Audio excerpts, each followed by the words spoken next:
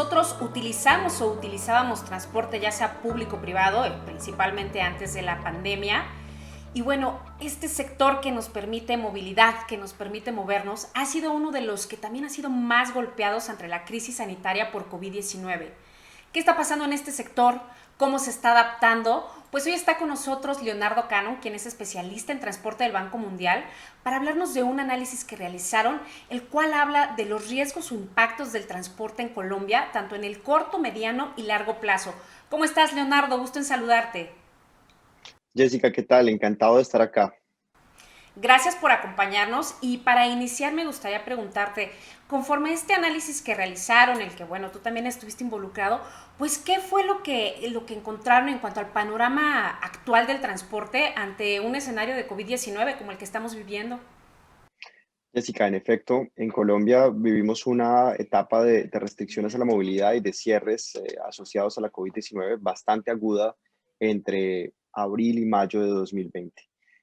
Esto nos llevó como banco a querer hacer un análisis de los impactos derivados de estos cierres en el sector transporte, para lo cual analizamos cuatro principales sectores desde nuestro estudio. El sector de transporte público y movilidad urbana, el sector de carreteras concesionadas o de peaje, cuota, el sector de aeropuertos y el sector de carga y logística.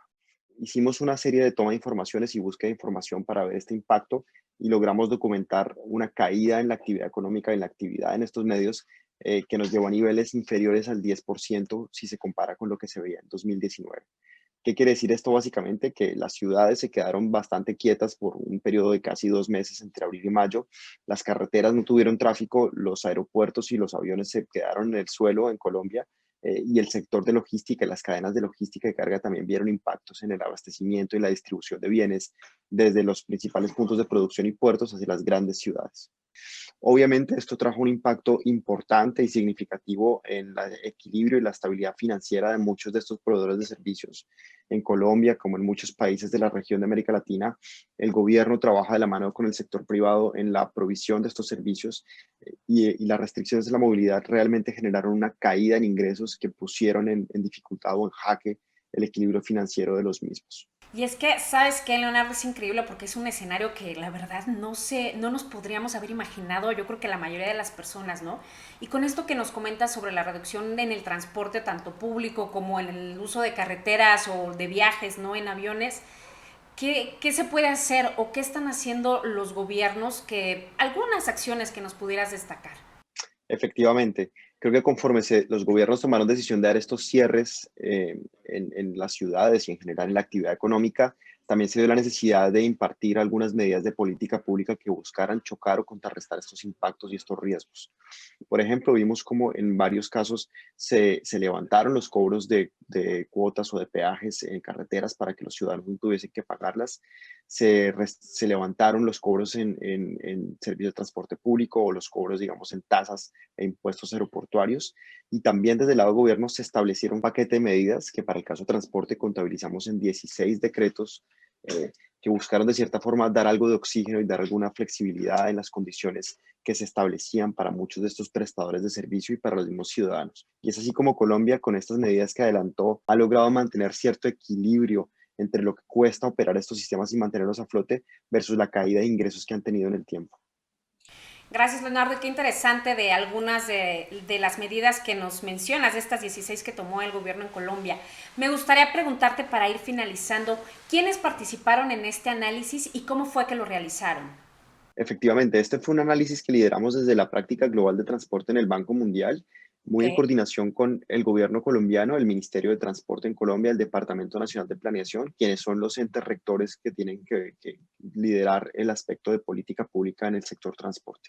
Para esto contratamos a una firma consultora internacional que tiene mucha trayectoria en la región en la revisión de análisis y estudios de impactos de carretera, de demanda, y con ellos y un equipo de abogados que los complementó, logramos hacer este mapeo de medidas de política y de impactos con los cuales pudimos contar con un diagnóstico que nos llevó a una serie de recomendaciones sobre cómo mitigar los riesgos que vienen, digamos, de aquí en adelante hacia el 2022-23. Gracias, Leonardo. Ahora sí, para finalizar, me gustaría hacerte una pregunta que, bueno, además no es fácil. Yo sé que hay mucha incertidumbre ante la pandemia. No se sabe bien cuándo va parar todo esto. Y sé que ante un escenario como este, pues es difícil hacer predicciones o saber qué viene. Teniendo en cuenta esto que te comento, ¿cómo imaginas tú o cómo podemos ver el futuro de la movilidad, del sector del transporte, pues en los próximos meses? Yo creo que en aeropuertos y en carreteras vamos a ver cambios en la cantidad de viajes. Se habla muchísimo de que hay muchos viajeros de negocios, sobre todo, que van a reevaluar ahora cómo moverse, desplazamientos en avión y demás.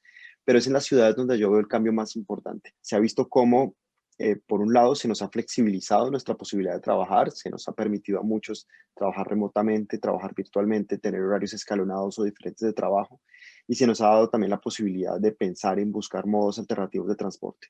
Se ha dado un boom sin precedentes en las ciudades principales del mundo en cuestión de uso de la bicicleta. Más y más gente considera la bicicleta como un modo no solo de recreación o de hacer deporte, sino un modo de transporte urbano con el cual se pueden hacer cómodamente, eficientemente y en corto tiempo desplazamientos de 5 o 6 kilómetros. Y asimismo se ha visto a las ciudades apoyar realmente con muchísima infraestructura que llamamos infraestructura temporal o pop-up, justamente el abastecimiento de ciclocarriles, bicisendas, espacios para bicicletas, justamente buscando apoyar esta tendencia, digamos, de uso de modos no motorizados y darle también un respaldo en términos de gestión de tráfico y seguridad vial, que realmente es uno de los componentes que vemos cada vez más importantes en este nuevo ecosistema. Así que yo creo que estamos ante una oportunidad de las ciudades repensar un poco el espacio público, repensar un poco qué oportunidades tenemos como ciudadanos de movilizarnos mejor, de una forma más eficiente, más amigable con el ambiente, justamente buscando apartarnos un poco de ese esquema que era muy céntrico hacia el carro y pensar en modos de movilidad que nos den mayores beneficios personales, pero también nos permitan estar más en conciencia con las tendencias de sostenibilidad y de movilidad sostenible que hay en las ciudades. Así es, Leonardo, totalmente de acuerdo contigo. Debo confesarte que el tema de que se ha ampliado el uso de la bicicleta, pues a mí me gusta bastante esa idea, ¿no? Evidentemente en toda esta situación, pues hay pros y contras. Y además dijiste una palabra clave, repensar, ¿no? Creo que es un buen momento de repensar cómo se puede readaptarse o estas nuevas alternativas. Muchas gracias, Leonardo Cannon, especialista en transporte del Banco Mundial. Gracias por acompañarnos. A ti, Jessica, encantado de estar acá. Muchas gracias y gracias a quienes nos acompañan a través de las redes sociales. Ya saben, esténse conectados, constantemente estamos teniendo este tipo de charlas con distintos especialistas. Yo soy Jessica Belmont, comunicadora del Banco Mundial. Hasta luego.